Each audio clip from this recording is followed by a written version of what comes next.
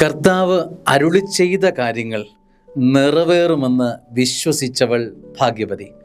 വചനം ലൂക്കാ സുവിശേഷം 1-ാം അധ്യായം 45-ാം വാക്യം. കർത്താവ് അരുളി ചെയ്ത കാര്യങ്ങൾ, കർത്താവ് പറഞ്ഞ കാര്യങ്ങൾ വിശ്വസിച്ചവൾ ഭാഗ്യവതി.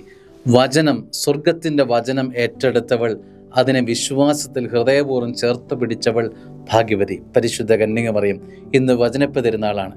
വചനം ഹൃദയത്തോട് ചേർത്ത് പിടിച്ചവളാണ് പരിശുദ്ധ അമ്മ.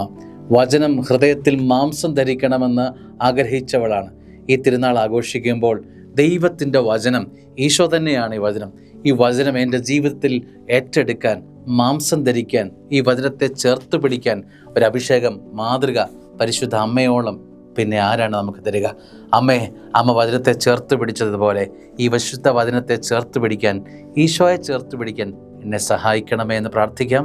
അനുഗ്രഹമാവട്ടെ. ആമേൻ.